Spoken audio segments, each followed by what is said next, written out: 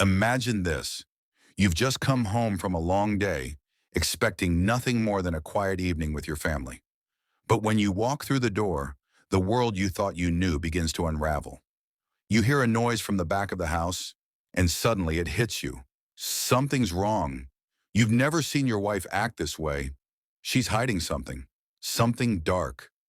Leslie Ann Galt's heart pounded as she hurriedly packed the last of her things into the car.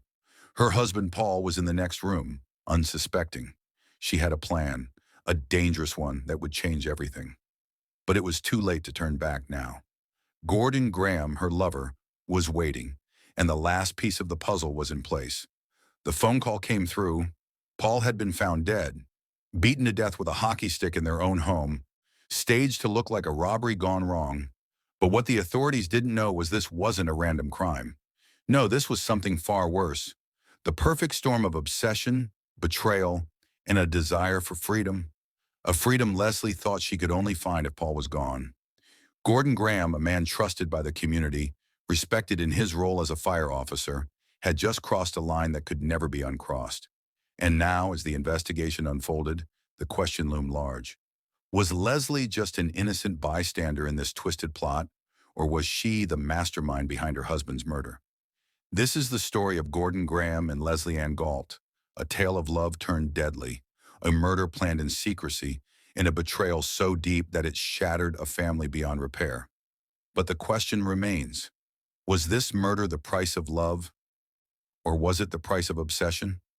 Before we begin this journey into the past, if you value stories that honor the victims and seek to understand the full picture, please hit that subscribe button and turn on notifications. Join a community that believes every voice deserves to be heard and every story told with respect. Before the violence, Paul Galt had a life that many would envy, a seemingly perfect life. At 34, he was a devoted husband to Leslie Ann Galt and a father to 3 young children, the pride of his world. His days revolved around his family, work, and community. He worked as a transport manager for JHC Hardware in Belfast, a job he had worked hard to secure and one that allowed him to provide for his family. He had always been a man of routine, structure, and simple pleasures. On Sundays, he could be found in the kitchen making pancakes for his kids, laughing as they spilled syrup all over the table. It was moments like those that made him feel like he had it all. Paul was the kind of man who kept his head down and focused on what mattered. He wasn't flashy, he didn't chase fame, and he wasn't the type to be in the spotlight. But in his own way, Paul was a pillar in his community. He had earned the respect of his colleagues. People saw him as reliable, trustworthy, and someone who would always show up when needed. He believed in second chances. His past mistakes, a couple of minor run-ins with the law in his youth, were far behind him. Paul had transformed his life. He was proud of who he had become. Yet he never looked back. He was more than just a father or a husband. He was a mentor to his children, teaching them the value of hard work, respect, and the importance of family. His love for them was his driving force, a love that was, in his mind, unwavering. For the most part, he and Leslie seemed like the perfect couple. They had a rhythm to their marriage, a balance that Paul had always believed would carry them through life's ups and downs. They'd been married for nearly 7 years and had created a home filled with the laughter of their children. There were days when the house was chaotic, trips to the store, school runs, and the constant juggling of family life. But in it all there was love, the kind of love that Paul believed was invincible.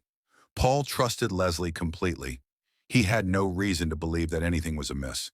She was always the charming, caring woman he had married, affectionate, thoughtful, and present. She managed the home and cared for their children with an almost serene devotion.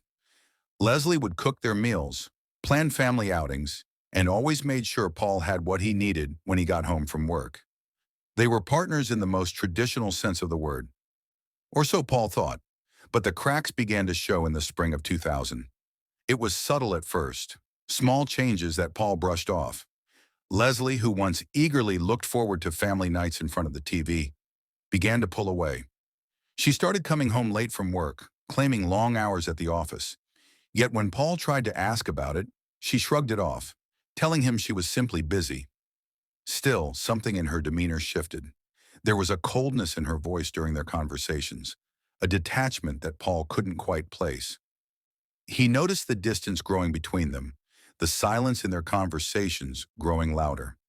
The spontaneous trips to the park with the kids were replaced by quiet evenings when Leslie seemed to zone out, lost in her own thoughts. There were moments when Paul would try to reach out to her, ask if something was wrong, but she'd brush it off with a smile, saying everything was fine. Yet Paul knew better. Their connection wasn't the same. Still, Paul tried to hold on. He began doing the little things he knew she liked, hoping to rekindle their spark. Flowers after work, trying to take her out on date nights, fixing the leaky faucet she'd been complaining about. But no matter how hard he tried, Leslie's walls seemed to grow taller. She would thank him for the flowers, but the smiles didn't reach her eyes. When he suggested they take a weekend trip away, she seemed indifferent, her responses absent and disconnected. Paul was confused. He didn't know what had happened or when, but somewhere along the way, Leslie's heart had slipped away from him. What Paul didn't know was that his wife had already found someone else. Gordon Graham had entered their lives a long time ago, first as a colleague at the Northern Ireland Fire Service, a man whose charm and presence seemed so harmless. At first, Leslie had mentioned Gordon casually. He was a senior officer, respected, competent. But soon Gordon became more than just a name. Their professional relationship had evolved into something far more dangerous. Leslie had always been the quiet type, the kind of woman who wore a smile even when her heart was heavy. She had perfected the art of concealing her emotions, of presenting herself as a devoted wife and mother. She was the kind of person who made everything look effortless, a woman who seemed to have it all together on the outside, but inside she was unraveling. The weight of her own desires, her fears, and her growing resentment toward Paul was becoming too much to carry alone. It all started so innocently, almost like something out of a dream. Late-night conversations with Gordon, stolen glances, a touch on the arm that lingered just a moment too long. At first it seemed harmless.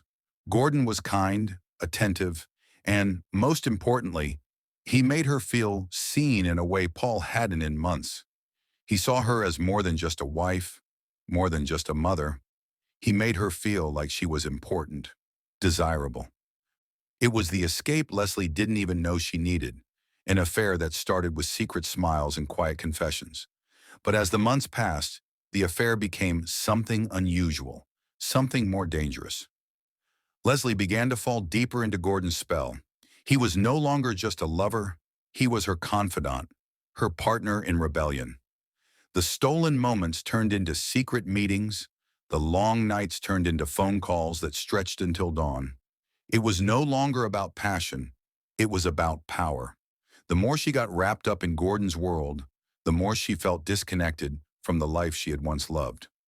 Gordon had a way of making her feel special, making her feel like the person she had once been before the weight of marriage, motherhood, and responsibility had crushed her spirit. Meanwhile, Paul was beginning to notice the changes in his wife. He wasn't oblivious. He could feel the distance growing between them, the coldness creeping into their conversations. The small gestures of affection that once defined their relationship were gone. She would often stare off into space, her mind clearly elsewhere, or laugh a little too loudly at something trivial. Her smiles were no longer for him, they were for someone else. But when Paul confronted her, Leslie would brush it off, chalking it up to stress. "Work's been overwhelming," she'd say, or "I'm just tired, Paul." She would offer excuses, wrap her betrayal in the guise of exhaustion, and Paul, in his desire to believe her, would take it at face value. She was still his wife, the mother of his children, the woman he thought he knew inside and out. He didn't want to believe what he was beginning to suspect, and so he held on to the hope that it was just a phase, that everything would go back to normal. But deep down, Paul knew it wasn't just stress. It wasn't just work. The distance between them was palpable, and no matter how hard he tried to bridge that gap, Leslie's heart had already begun to drift. He could see it in her eyes during the quiet moments when no one else was around. The flicker of indifference, the hint of something unusual, something he couldn't name. The affair had begun months earlier, But it was only in the spring of 2000 that Paul discovered it. He had been suspicious for weeks. Her conversations grew shorter, and there were late nights when she came home smelling of perfume he didn't recognize. The truth hit him like a punch to the gut when, on May 1st, Leslie confessed to him. She told him about the affair in a matter-of-fact tone, as though the words didn't carry the weight of betrayal. Paul's world came crashing down around him. He couldn't understand how the woman he had loved, the woman he had trusted with everything, could do this to him. His mind raced, but he remained calm on the outside. The silence between them after her confession was deafening. His love for her remained, but so did the gnawing feeling of betrayal. For Paul, the marriage had never been about grand gestures. It was about mutual respect and commitment. Leslie's affair shattered that bond. It was only after the confession that Paul began to realize how deep the wound had cut. Leslie's heart was no longer his.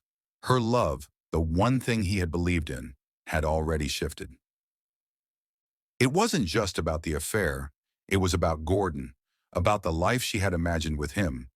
The person Paul had fought so hard to build a life with had become someone else.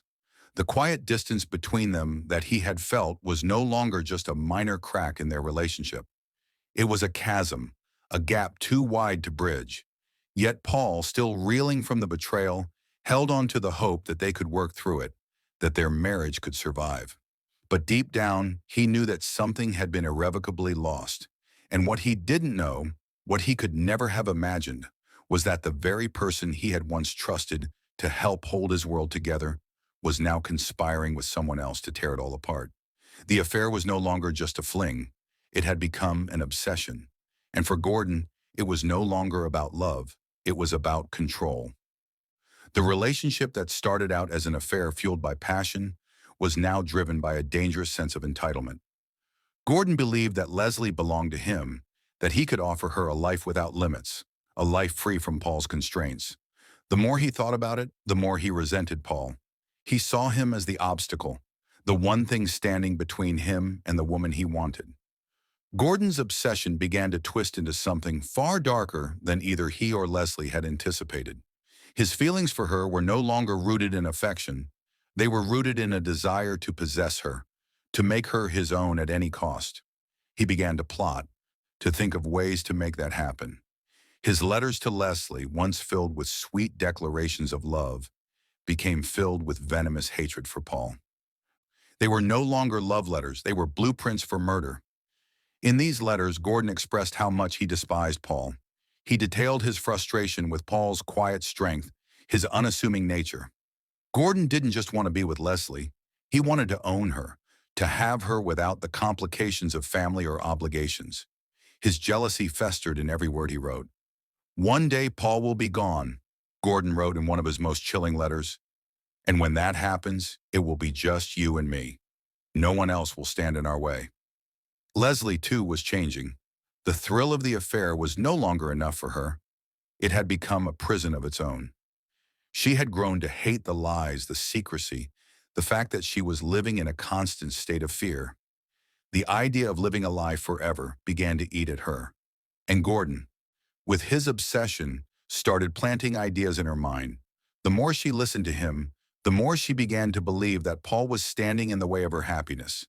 He was the one holding her back from being with the man she truly loved. She told herself that leaving Paul, ending the marriage, would be messy and painful. But for Gordon, she would endure whatever was necessary. Gordon's obsession had now become a shared vision, a vision of a life together, free from Paul. And in Leslie's mind, the only way to truly be free was to remove the obstacle that was Paul Galt. And so, in the shadows of their affair, a plan was born. They both knew the risk. They knew how dangerous it would be, how it could destroy everything they had ever built. But the promise of freedom, of being together without the weight of guilt or shame, was too powerful to resist.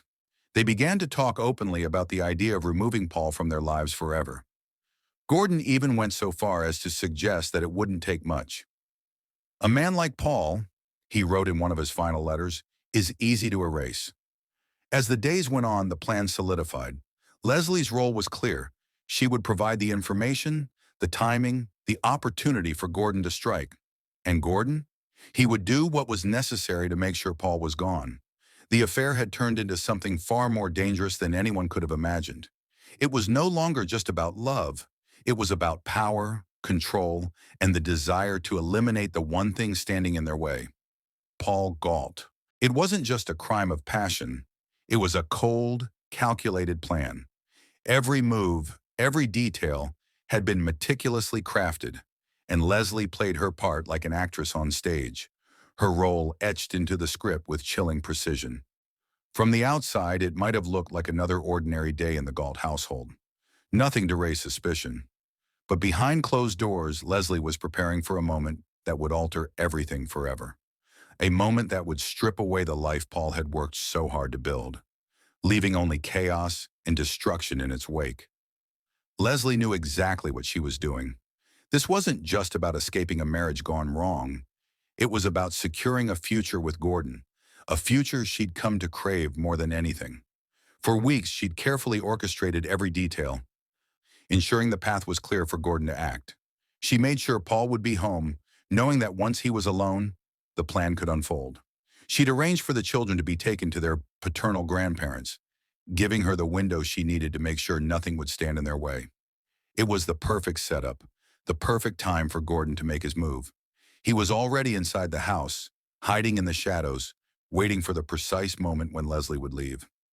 Leslie smiled sweetly at Paul as she kissed him goodbye, her voice soft with false cheer as she told him she was running errands. To Paul, nothing seemed out of place. He had no reason to suspect that this would be the last time he'd walk out of the door alive. But for Leslie, the calm facade was just that, an act. As soon as Paul's car pulled out of the driveway, she didn't run errands. She didn't go to the store. She didn't even leave the house. Instead, she slipped into the background, knowing that Gordon was already waiting inside, preparing to carry out the final act of their twisted plan. Gordon had always been a man of control, and today he was fully in control. The weapon of choice wasn't some heavy, intimidating tool. It was a hockey stick, an innocuous object that would soon become the instrument of death. Its presence was so ordinary, so familiar in a home, that it wouldn't have raised any suspicion if anyone had seen it. But in Gordon's hands, it became an extension of his rage. He waited. The house was quiet, the air thick with anticipation. As the minutes ticked by, Gordon steeled himself for what was about to happen. This wasn't just a crime of opportunity. It was years in the making. He'd planned this moment, imagined it in his mind 1,000 times, and now it was happening. Paul, trusting and unsuspecting, walked into the house that had been his sanctuary. The same place where he'd spent countless nights with Leslie, where they'd shared their dreams and plans for the future. But today, the house would become a tomb. The moment the door closed behind him, Gordon moved quickly, his hand gripping the hockey stick tightly, his body trembling with purpose. Without warning, he struck. The first blow landed with a sickening crack, the sound reverberating through the empty house. Paul staggered back, dazed and confused. But before he could react, Gordon was on him again, striking with brutal force. Over and over, the hockey stick connected with Paul's head, each blow more vicious than the last. There was no mercy, no hesitation, just the sound of bone-meeting wood, the final act in a twisted play that had been scripted long ago. The house was silent now, save for the dull thud of the stick against Paul's body. The fight had left him, and soon Paul Gaw was lying lifeless on the floor, his body unrecognizable, blood staining the carpet. Gordon stood over him, breathing heavily, his chest rising and falling with each ragged breath. The man who had once been a trusted officer, a figure of authority, was now a murderer, a man who had taken another life without a second thought. And in that moment, Gordon knew there was no turning back. Meanwhile, Leslie, still pretending to be oblivious to the violence unfolding in her own home, walked casually back through the front door a few hours later, as though nothing had happened. Her footsteps were steady, her mind calm. She had done her part. Now it was time to act the role she'd been rehearsing for so long. Devoted wife, shocked mother, devastated woman who had just found her husband dead in the bedroom. She walked into the house, the smell of blood still lingering in the air, but it was easy to ignore. She had rehearsed this moment in her mind 1,000 times. She stepped over Paul's body with a practiced grace, her face falling into the expected expression of shock. But behind her eyes there was something else, a flicker of something cold, something unrepentant. Her heart didn't race as it should have. It didn't flutter with fear. She was calm. Calm in the knowledge that the plan had succeeded.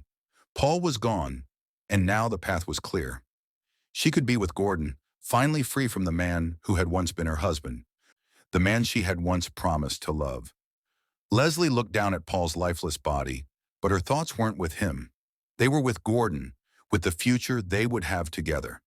The scene was set, but the story wasn't over yet. The authorities would soon arrive, and Leslie would play her part. She would pretend she was shocked, pretend she didn't know what had happened. She would deny any involvement in the crime, just as she had denied her feelings for Gordon in the early stages of the affair. But no one knew the truth. Not the police, not the neighbors, not Paul. No one knew that Leslie had orchestrated it all. As the investigation began, the broken door and the scattered belongings would tell one story: a botched robbery, a crime of opportunity. But the truth buried deep beneath the surface was far darker. And Leslie? She would walk free, while Paul would never return to his children, to the life he had built. The cost of her freedom was paid in blood, and she would carry that price with her forever. Leslie's reaction to the murder was chilling, but not in the way one might expect. She claimed shock, confusion, but was it really a surprise? Or was it something colder, a knowing emptiness that settled in her chest when she saw Paul lying lifeless in the bedroom? The perfect alibi had fallen into place just as she'd planned. The staged burglary, the broken door, the scattered belongings, all meticulously arranged to create a false narrative. To the untrained eye, it looked like an unfortunate break-in gone wrong, but to those who looked closer, it was clear. Paul's death wasn't an accident. It was a murder, carefully planned, carefully executed, and coldly executed by the hands of someone who should have been his partner in life. As the investigation unfolded, it didn't take long for the authorities to see through the ruse. The broken back door, the items carefully strewn about the house to make it look like a robbery. It was all too convenient, too perfect. Leslie, too, played her part well, maintaining the act of grief and surprise. But as the evidence mounted, cracks began to appear in her performance. Forensic evidence, including Gordon's DNA found on a bag at the scene and a shard of glass matching one found in his shoe, was damning. It was all too clear. Gordon Graham had been there, in the house, and so had Leslie. The pieces began to fall into place, and the web of lies that had entangled their lives was slowly being unraveled. But Leslie remained steadfast in her defense. She claimed to have no idea that Gordon was going to kill Paul, but how could anyone believe that? How could she have been so unaware when she had orchestrated everything so meticulously?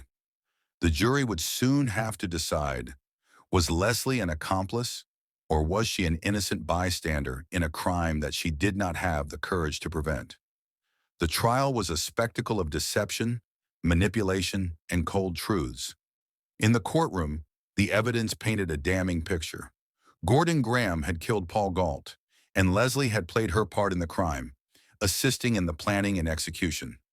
Love letters, notebooks, and phone records tied the two together in a conspiracy of murder, their communication littered with promises of a future without Paul. The prosecution had a mountain of evidence, and it was hard to argue that Gordon's obsession with Leslie hadn't led him to murder. The love letters, once tender and intimate, now seemed like twisted declarations of war. They spoke of a future together, a life they would build, and the one thing that stood in their way, Paul. "We have to get rid of him," Gordon had written in one of his letters. "He's in our way, and he always will be. He doesn't know what he's about to lose." Leslie's involvement couldn't be denied.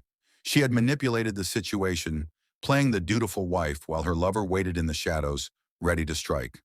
The jury deliberated for days, but in the end, there was little doubt about Gordon's guilt. He was convicted of the brutal murder of Paul Galt, sentenced to life in prison. The prosecutor's words hung in the air. This was a man who, consumed by jealousy and desire, chose to kill rather than let go. And now he must pay the price. Leslie's role, however, remained a subject of fierce debate. While she had been convicted in the first trial, her sentence was later overturned on appeal. The case took a shocking turn when the Court of Appeal found that there had been misdirection in the jury charge. The verdict was quashed, and Leslie walked free. But the question remained, was she simply a victim in this twisted affair, a woman caught up in something too powerful to control? Or was she just as guilty as Gordon, a willing participant in a plan to murder her husband? Leslie's acquittal left a sour taste in the mouths of many. Some believed that she had manipulated the system, using her charm and emotional appeals to escape justice. Others saw her as a victim of Gordon's manipulation, a woman too scared to break free. The case in the end wasn't just about murder. It was about control, power, and the lengths to which people would go for love. Gordon Graham was sentenced to life in prison. The courtroom had been silent as the judge handed down his sentence. But in that silence was the weight of a life lost. Gordon would spend his remaining years behind bars, a life once full of promise now reduced to the confines of a prison cell. His obsession, his jealousy, and his desire to possess Leslie had led him down a path from which there would be no return. He would die in prison, a man consumed by the very emotions that had driven him to murder. But what about Leslie? While Gordon faced the consequences of his actions, Leslie walked free. Her conviction had been overturned, and she was free to return to the world, to start over. But the cost of her actions was far greater than any court sentence.